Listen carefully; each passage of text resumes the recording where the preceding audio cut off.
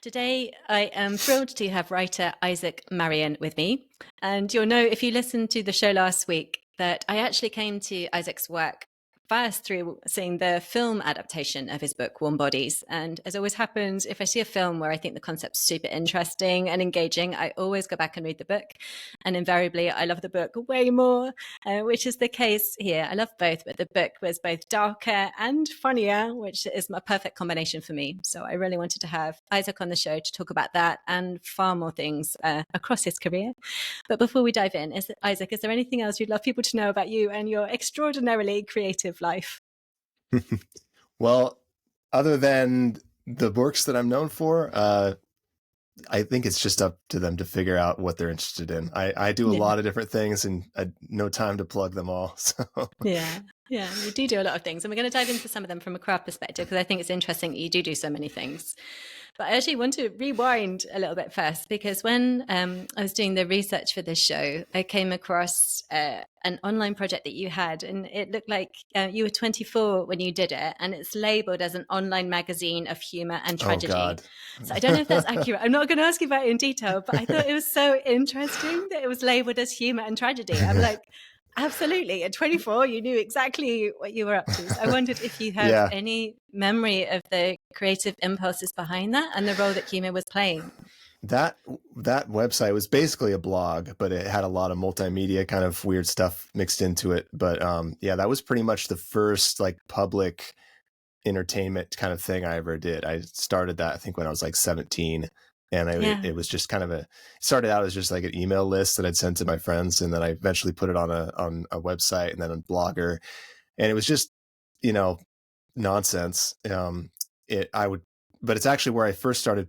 The first time I posted any literature, I posted some short stories on there, and that and it would kind of alternate between random actual blogging, and I'd post some heavy serious short story, and the next day would be like some wacky skit that I had between me and an imaginary character or something, and it was just a variety show, if you will. But yeah, that actually kind of ended up being the start of my career, because one of the stories that I put on that website was what eventually became Warm Bodies, and somebody found it on that website and sort of reached out to me and started me on that whole path. So it ended up being worth it. But yeah, it's kind of a funny thing because it's so old. I do not know what's on there. I don't trust my, sheltered teenage Christian self to what things I might have said back then. So I've done my best to suppress the existence of that website because you just never know what someone might dig up these days, and no one provide the context that it was 20 years ago. No, exactly. People keep asking me about it because it's like there are a few diehards from back then who were like, I missed that one thing you did on the website or something. Why is it gone? And like, nope, it's not coming back. Yeah, no, and I totally get that. But I just thought it was interesting that it was labeled as humor and tragedy because what interests me about your work is how you marry them. And in the intro, I said about really liking both the darkness and humor in your work. And I'm curious that when you think about something like Warm Bodies and you think about creating as a zombie, how did the darkness and humor weave together in your mind, and what do you think him being a zombie opens up in terms of the realms of humor that you can explore? Because I'm really interested in surrealism and fantasy in lots of places that people don't always associate with comedy, so I'm really not talking about like the gags and the stand-up. I'm interested in what it allows us to do. So what do you think him being a zombie allowed you to do in terms of humor? Yeah, I mean that allows you to do phrase is kind of key, because I didn't think first like I want to write a zombie story and then now what's it about. It was more like I had sort of these themes that I'd been thinking about, like stuff that I've been living through, and like and wanted to write about them in some form, and things like just the phase of life that I was in, being kind of a transitional from young to not young, and moving to a big city, and just like kind of letting go a lot of my old belief systems and identity sort of disintegrating before my eyes, combined with sort of a general malaise with life, and basically probably just depression in retrospect. I was just sort of numb to the world for a long time, and wanted to write about that stuff, but that on its own without a twist is a pretty it's not a very fun story. so, Yeah. so it just kind of occurred to me that I've been doing a lot of like perspective experiments with my stories, like thinking of some very odd character or creature or even like inanimate objects sometimes, and like what would it be like to see the world from that perspective. And I did, all sorts of stuff like different animals, and I did one from the perspective of a stoplight, and just like all these weird ideas, and then I would just sort of dive into it and see what comes out of that premise, because I just, a lot of interesting stuff will surprise me from sort of altering your starting point of looking at the world. So yeah, the idea of combining it with zombies was just it was sort of obvious in a way, because all of the struggles that I was dealing with at the time in my personal life were kind of a mirror, one-to-one mirror almost, of like the traditional pop culture zombie thing, where it's like, let's say they don't feel anything, they don't know why they're doing what they're doing, they're just sort of mindlessly repeating their cycles, they have no emotions, they're just like lifeless, and they don't know who they are anymore, which was like a big part of my experience too, is just letting my loss of identity from kind of coming out of this like religious worldview and into the real world. And so, yeah, it was kind of an obvious parallel. And then I jumped into it, and I didn't start out thinking like this is going to be funny. Obviously, by the sounds of what I described, doesn't sound funny, but inevitably, I mean, the zombie genre is almost like a 50-50 mix at this point of horror and comedy, because there's something inherently funny about just people being in that state. It can either be really disturbing or really ridiculous. So I kind of mixed a little of both, because especially when you're inhabiting that perspective, it's almost inevitable that just some of the kind of goofy foibles of being a creature who like doesn't know anything is kind of inherently prime for comedy. So it just happened naturally. Yeah, totally. And I also love how you constructed the relationships around our character in the book, which we don't see so much in the film for very good reasons of filmmaking. And heads up to listeners, this is not going to be spoiler free. I'm not going to talk about the ending, but I do want to talk about specifics of some of the relationships so we can talk about the comedy. And one thing I really loved in the book is the inclusion of his like wife that happens very quickly, and kids that happen very quickly. And what you then do with those tropes. And I thought some of the images at the beginning of in a rom-com could be a meet cute with the conveyor belt, and that's how actually he meets with a wife that's nothing to do with the actual like central more traditionally romantic, as traditional as you can be with a zombie relationship, or like the kids in the back of the car arguing and him trying to keep them quiet while they're sort of trying to take like bites out of Julie's shoulder. I think a lot of those scenes are so beautiful and sweet and twisted and funny. Were those, did you always want to have that complex net of relationships in the book? Well, that whole starting section of the story is kind of setting up the situation that he's in, which is sort of like all the zombies don't have any specific memories. They don't know who they are or anything, but they have kind of this residual awareness of like social norms, and like kind of they're sort of running on instinct in terms of eating, for one thing, like the traditional zombie instinct, but also just these sort of ghostly repetitions of routines from that are programmed in by society, so it was kind of setting up his starting point, which is like he's just another cog in the machine, just another guy doing what you do as a person. You do this, then you do that, then you do that, then you die. And it's like sort of that sort of instinctual, mindless repetition of just like patterns and programs. And so all that stuff, his wife, his kids, there's a church, there's like all the structures of society are kind of present in the zombie hive. But he's doing them, he's going through the motions of it all, but it's kind of wondering, in the same token, is like, why do I have this family? Why do I go to work? Why do I eat people? It's, it's all part of the same mentality, which he then finally like breaks out of. And that's when the story kind of begins.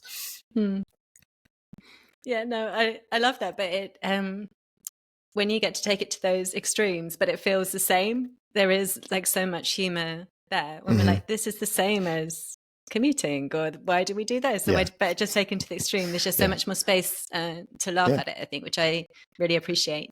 He commutes to the city to eat people. You know, exactly. many businesses are basically eating people. So yeah, totally. It's not lost on me. I love it.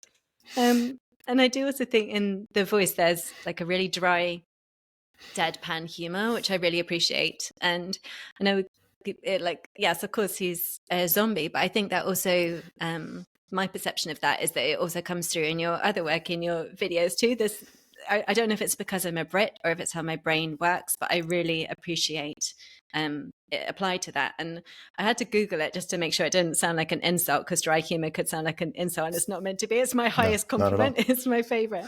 And it said that it's humor that's delivered with a straight face and a serious tone, as if it's not intended to be funny, but it actually enhances the unexpected, inexplicable, ridiculous, and ironic, because the serious tone makes it more so. And I was like, yeah, I think there is something about that. When I watch your videos as well, there is something about the delivery, which I also hear in the books in your voice. There's not the hyperbole of the, haha, this is funny. Like it's the opposite. Everything is underplayed, undercut, and is the funnier for it. Has that always been your voice, your writing voice, or did that take a while to develop? I think that's pretty much always been there. With that, that old website, which was really the only time that I set out to like explicitly do comedy, which, I was a teenager, it's going to be kind of over the top and more goofy like that. But for the most part, ever since I, stopped doing that decades ago, it's been more understated kind of. I always think of comedy as kind of more of the secondary element that just happens on its own. In fact, a lot of times it'll be working on something that seems very serious, and inevitably their humorous elements just kind of bubble up into it. So it's always kind of the under layer, not the top layer, which I think is why it comes off as kind of deadpan, because it's just like that's just how I see the world. It's how I think, and everything is a little bit ridiculous to me, even things that are supposed to be serious.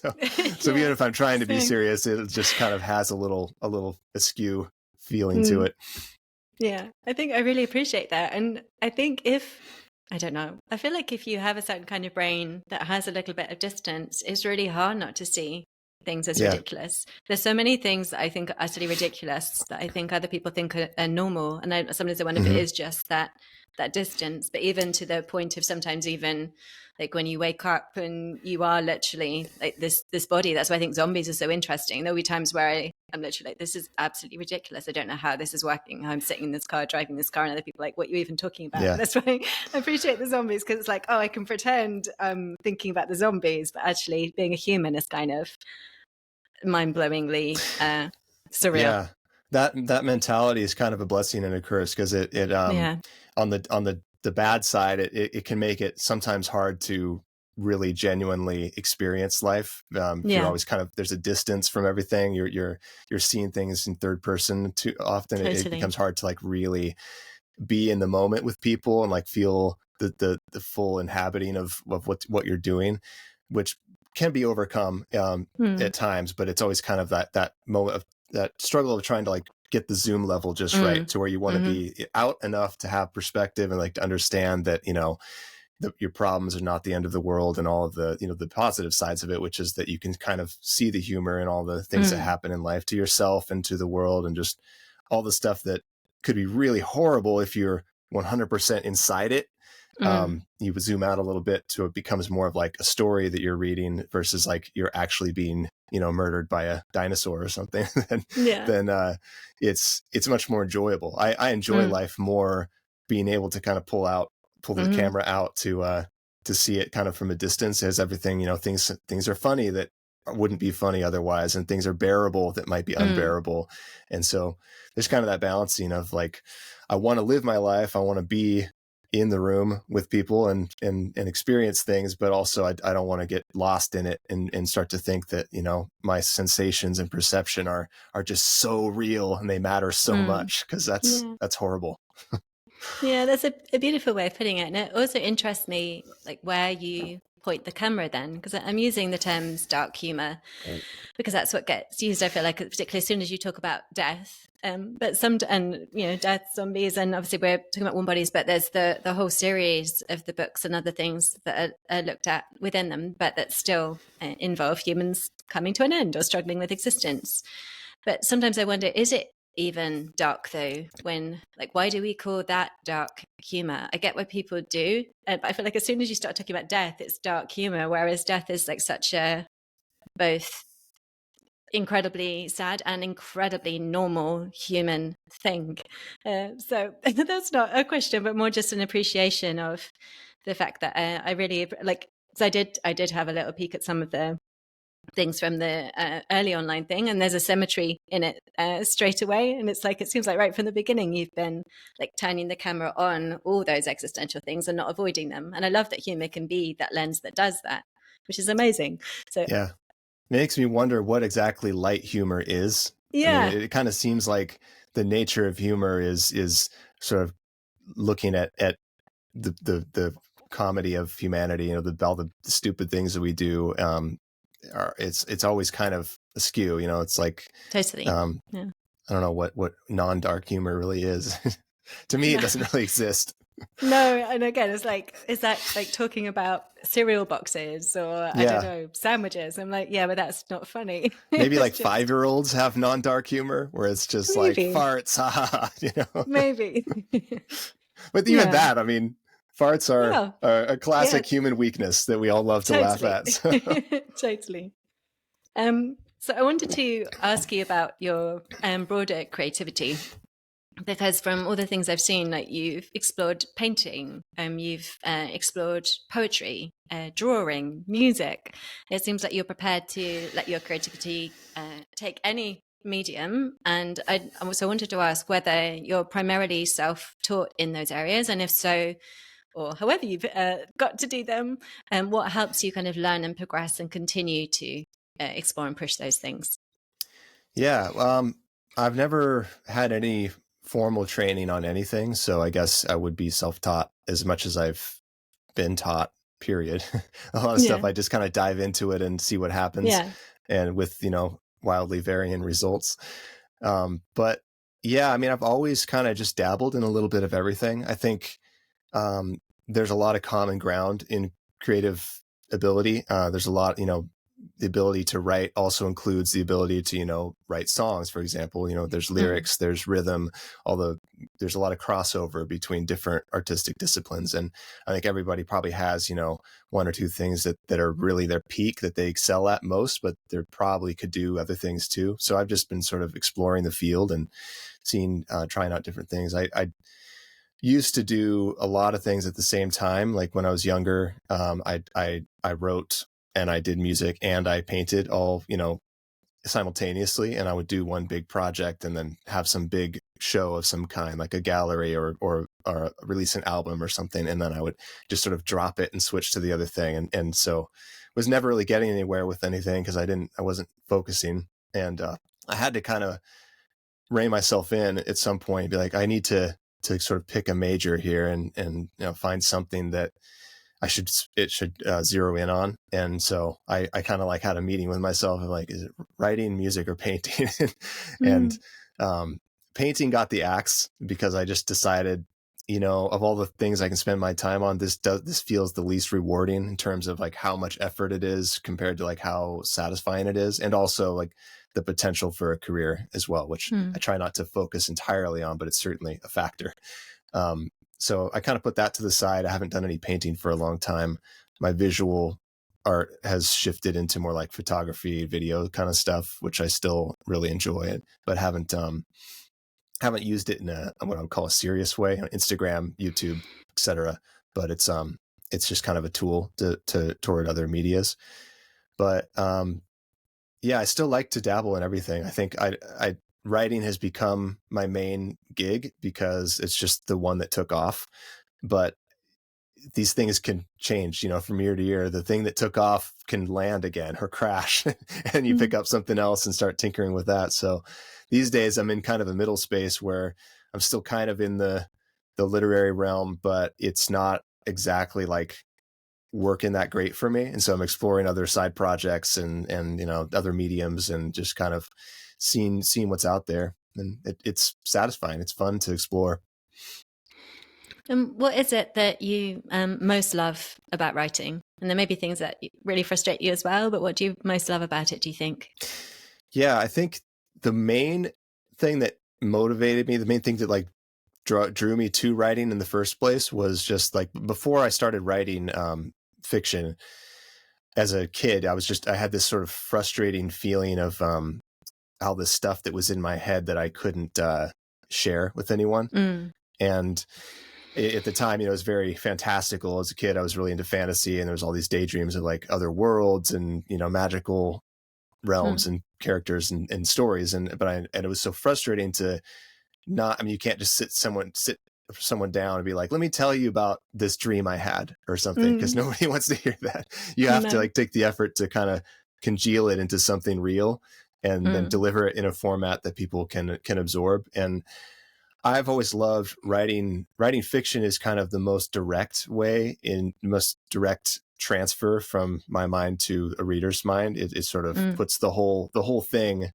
goes into their head without any medium interfering with it or other people interfering with it. It's just like direct line, which is very satisfying, because if I write a story, it's exactly what I want to say. It's the exact images I want to share. It's exact, ideas, and they just go into the reader's head. And there's no technical skill of like, I need to figure out what paints to mix together to get this color. And so I have to go to school to learn about, the tools of the trade. It's just kind of something you can just do, and you get better at it and you learn tricks, but it's still kind of like instinctive in a way. And so I love the connection of it, of just being able to like, make what's in my head feel real. And that's sort of what drew me to it. And it varies. Sometimes it's something serious I want to convey, or something, unpleasant I want to convey. And sometimes it's much more beautiful, like colorful kind of feelings that I want to share. And it's a wide palette for it. So I love that experience. Yeah, that's a beautiful way of describing it. And I agree with you that in some ways there's not the technical side of physically having to work out how to wield a paintbrush, and probably a painter would not say you don't wield a paintbrush. It shows me up as a non-painter. That sounds like you're in a fight. I know, you could use a paintbrush as a weapon, I suppose. Yeah, but there is still a huge amount of technical skill, not in an off-putting way for people that are listening, but in what you're able to achieve, because it is that magical process. Like, I can see the images in your work so clearly, and they are stuck with me for absolutely years. Even because anyone could pick an airport setting, but then to sort of see the airport setting in that way and see the plane. So that I'm just doing that as props to you. I appreciate that. And I don't mean to imply that there's no skill or craft involved in writing. It's just that the lack of, compared to even like making music, for example, I'm recording music right now for these YouTube videos, and it's just learning the software is so overwhelming. I mean, I sit here, I'll spend an entire day just lost in a haze of checking YouTube videos. You're like, how do I arm the track on the bus to the whatever? And it's just like so technical.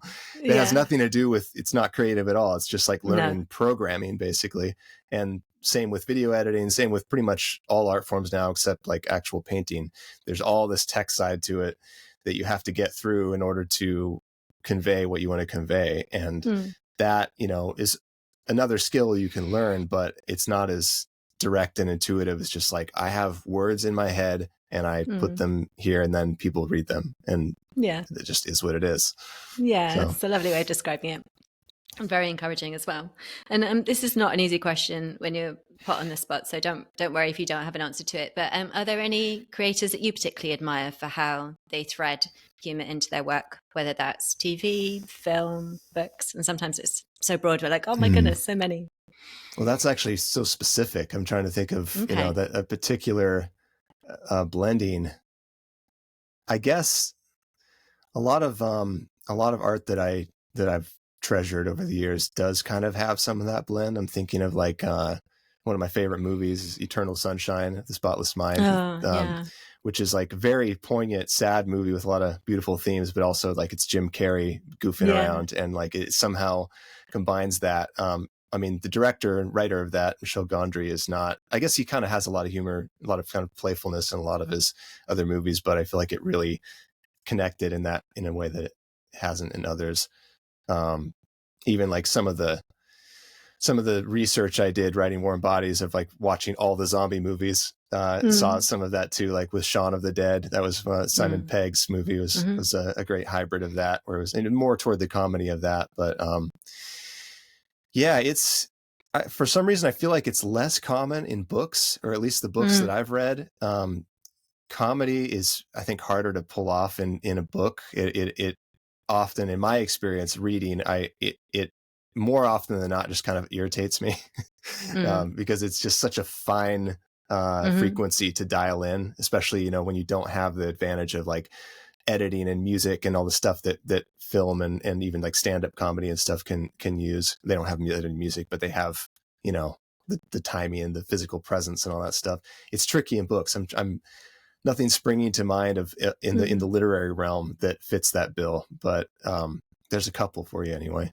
Yeah, no, that's great. And it's a beautiful example. And I agree. I find it less commonly in books, or in books in ways that I enjoy, because there's so many different styles of humor and it's so subjective, and we just like what we like. I do feel like it's one of those things where you can't fake a response to something. And for example, I'm generally not that into puns or comedies of manners, or so there's lots of books that do use humor in those ways where it's just never going to work for me. It's just not what I'm interested in. And it's harder, I think. Sorry, go ahead. No, I was just going to say, although I've called it comedy masterclass, I think comedy, often people think about like the big kind of laughing kind of comedy, where often for me it is that sort of humor weave that creates a feeling that means that I can look at stuff that otherwise I would just find too bleak, too painful. But like you say, it's this sort of weaving tightrope, and usually I can tell it might not even be that I'm laughing all the way through, but it's how I feel reading it compared to reading something that doesn't have those like slightly askew or slightly undercutting or slightly tilting angles. For me, I think that type of humor is works the best in books, because like if they're trying to be like ha comedy in a book, it's much harder for it not to seem like it's just trying so hard. Like when they just big heavy punchlines that are like, that was the joke, and then you start thinking about somebody wrote this joke and then spent like a year and a half editing it with their publishers and getting it was printed and everything, and it just feels so labored compared to like the fresh liveliness of comedy, that it starts to just seem kind of ridiculous to me. But that like more subtle undertone of just sort of slightly askew irony is, I think, fits the medium of literature a lot better, and that's sort of the type of humor that I traffic in. Yeah, no, exactly. And you mentioned editing. Are you someone who likes, I don't know, to get feedback on your work? How? And it may be, I don't know, for all your different projects. You have some things to tell me? No.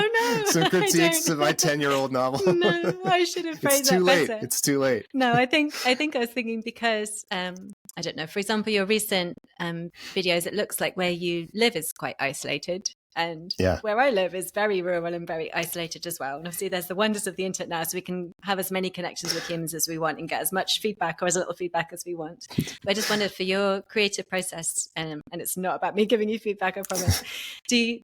Are you someone who likes to develop something through to completion first and then share it for any kind of editing feedback? Do you like, because I that's how I like to work. But I also have friends who they will literally like send things chapter by chapter and getting feedback. And I'm like, I don't know, that just would not work for my brain and the tone. Also because I make such a horrendous mess as I go along, because I've got like a sense of something and I know there's something in there, but it looked like trash from the outside. And then by the time I get to the end, I feel like I can put the soup back into some sort of blend, to use an analogy that doesn't work at all.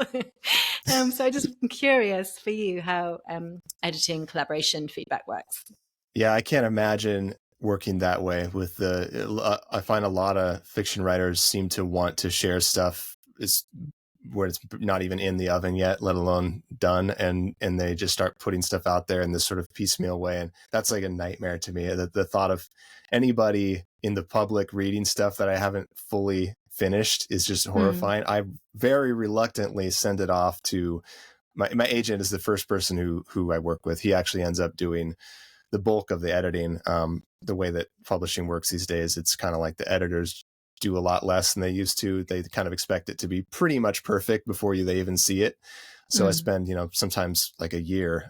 This last book that is out on the market as we speak. I spent about a year editing it with my agent before he even sent it into the market. So, I, with very trusted people who I know understand what I'm trying to do and like my style of writing and kind of my goals as a storyteller, I hand it off to them reluctantly, but only after I've got it to the point where like, this is as good as I can make it. I've fixed everything that I see, and now I need an outside perspective to kind of crack open that layer of sealer and expose things that I didn't notice, which is kind of thrilling in its own way. I dread the editing stage, but I also kind of, when I'm in it, it can be really exciting because, I've been working with this thing for usually at least a year, sometimes 2 years. I think it was about 2 years of this new book. And it's just so calcified in my mind of what it is. And to have someone else come in for the first time and kind of crack that open and be like, this area could be a lot better, or like this thing, if you move this over here, this whole thing is going to pop. It's like, there's always a little resistance at first. I'm like, what? No. And then I'll let it sit for a day and think about it and then start tinkering with it. And sometimes there's moments where I disagree and I'm just like, you know what? I think you're wrong and I'm doing it this way.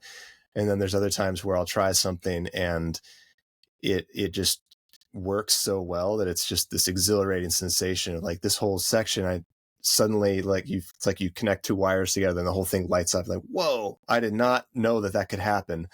So it can be really exciting. It's just, it's a tense time. It's a lot of like terror and excitement at the same time. Yeah, no, that's understandable. And do you know the kinds of things that in an absolutely ideal world you would want to work on next? Or is that just really hard to think about with the creative landscape as it is?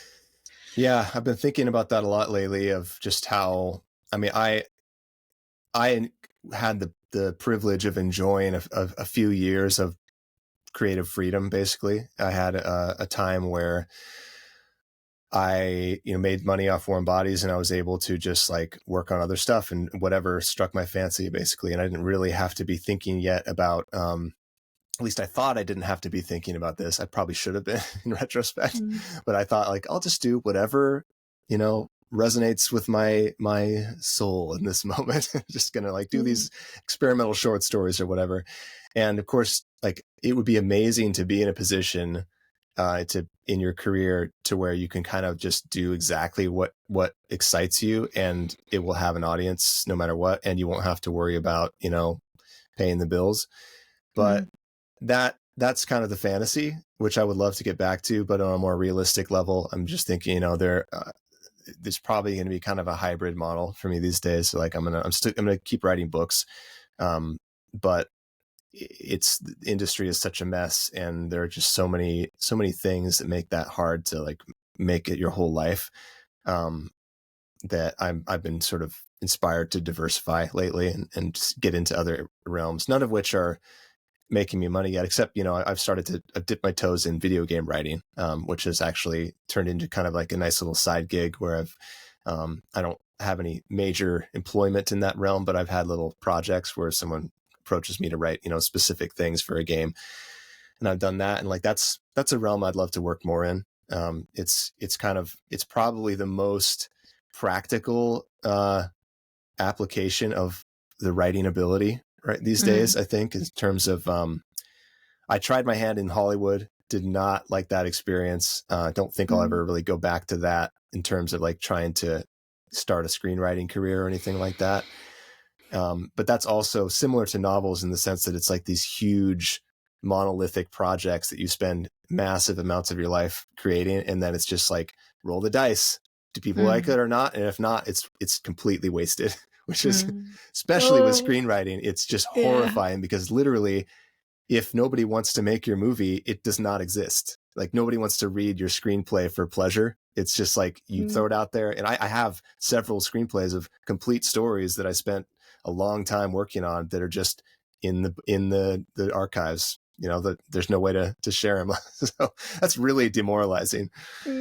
So yeah, games are kind of like an industry that is active, that has a growing role for storytelling as they become more and more kind of cinematic and literary even. And I enjoy gaming myself. So it's an exciting kind of field to be moving into. It's like, this is something, it's not my deepest desire. I would like to just make my own stories on my own terms. But if I have to do something to have a practical career, that could work. I'm excited to move into that. Yeah, no, that makes so much sense. And in terms of the way that like generations are interacting with things online and attention spans and all the kind of things that people have, stats on gaming seems to be an area that does match that, and creatively, and that there's so much more scope for now. Like I'm thinking about Craig Mazin, who is on the Script Notes podcast with John August, the screenwriting podcast, but he wrote Chernobyl for HBO, but now has just written, or not just, but more comparatively recently written the version of The Last of Us that started as a game. But again, it's like, I think game IP is being treated more seriously too. Like people used to joke about Tomb Raider being made into a film and why people would go, but The Last of Us, they're getting Craig Mazin to do the project and very sensitively. So there's a lot of different kinds of games, of course, and some don't really have any story. But then on the other end of the spectrum, you have stuff that's, basically an interactive movie. It has all of the same kind of storytelling techniques and emotion and everything as any other piece of fiction. And sometimes to the point where I'm like, why don't I just watch a movie? but I think there's kind of a way to balance it, that it creates a unique experience where it's kind of cinematic and it's a story, but you feel involved in a deeper way because you're sort of part of it. And that's intriguing to me. I would love to work on games like that, where it's like more of a real story, not just like entirely interactive sandbox kind of thing. Although I tend to enjoy playing sandbox games, but as far as what I'd like to create, there's a lot of potential in that side of the spectrum. Yeah. So I don't know if this is going to give us an even darker note to end on or a lighter note to end on, but what do you think creativity gives you? Like if you did strip it out of your life, like, and imagining that, what does creativity put back in, even in the current market conditions of writing and all the challenges that there are with it? That's an interesting question. It is something very subtle and hard to define as I think about it. It's I was talking earlier about, with writing in particular, how a lot of it is about the connecting with people and kind of like sharing what's in my head. But I feel like that doesn't define creativity in general, because there are a lot of forms of creativity that really aren't about connection. They're not, you're not interacting in that direct of a way, like, abstract paintings or something, where it's really much more of like a visceral kind of feeling that can't really be defined that clearly. And even just, there's a lot of different formats that kind of have a different kind of satisfaction to them, but I don't know, there's like a common element to all of it. And I've never thought about it in this way before. I'm processing it as we speak, but it feels like I've had a lot of contrast in that recently of having a total absence of creative life. Since you can't tell from the screen if this is how it's actually presented, but this looks like a nice, normal little room, but a few feet to the sides, I'm in a shed right now. Like this is basically a tool shed that I've converted into a house, and around it is just miles of desolate wasteland.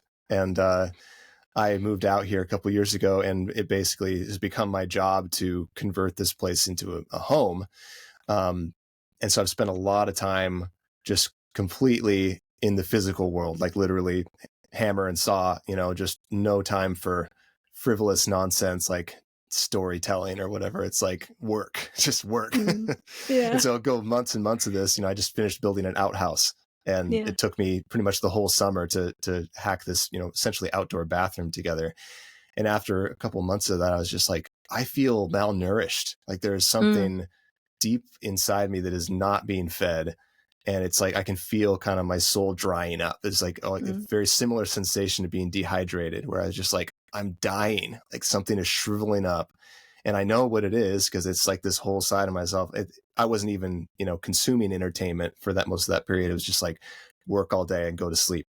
And I don't know that I could define what it is exactly. It's this very like delicate substance. Like it feels connected to kind of like childhood play in some way, almost like just the sensation of fantasy in general, of like getting outside of your body in some way. Maybe it's connected to kind of whatever dreams do for us. Maybe we don't really know what that is, but dreaming is apparently really important to the human survival, because, we've evolved to have our brains do this thing that makes no sense. We just spend all night doing nonsense in our brain, and we don't really know why. I've read a lot of theories about, what that might do. And it occurs to me that, art and creativity could be part of that same function. It's just like some way of understanding the world, and just like maybe even something deeper and more metaphysical, of like where we came from to begin with as like conscious entities. Like what is consciousness all about? It could go pretty spacey as I think about it. Yeah, it could. But I think that's a beautiful way of like being able to express what it feels like and what it feels like when you don't have it. Because like you say, we're in the land of all the sensations and the feelings more than being able to logically pin down a sentence. So I think you expressed it beautifully. And on that very perfectly existential note, which I really appreciate. And I appreciate being able to have conversations like this, because I can't have them everywhere, which is why I have my own podcast. Thank you so much for your time. And where can people go to find out more about you and your work? Yeah. Well, my author website, isaacmarion.com, is kind of my main portal that has links to everything else that I do, which is, these days mostly just Instagram and YouTube. YouTube is kind of my new endeavor that I'm mostly focused on and excited about right now. I started to kind of document this wilderness life that I'm living out here. My website is for the starting point for all of that. Or you can look up my YouTube, which is Outer Edge Outpost, which is kind of my fringe world that I live in out here. Yeah, brilliant. And again, to bring it back to humor, I've watched the recent videos and they're so fun. I'm sorry to have fun at your expense. Well, that's the idea. Doing all these things. I know. They're very, very but they're wry. very entertaining. They are. They're very entertaining, which is great, because then I don't have to worry about you. Because without the humor, I would just have to worry about you. Whereas now I can just enjoy it. If I ever start posting videos about my life that have no self-deprecating jokes, then you should worry. Not worry. Okay. Yeah. Okay, if I start claiming that my life is great, then you should worry about me. Definitely going to worry. Yeah. Awesome. Thanks so much, Isaac. All right. Thank you.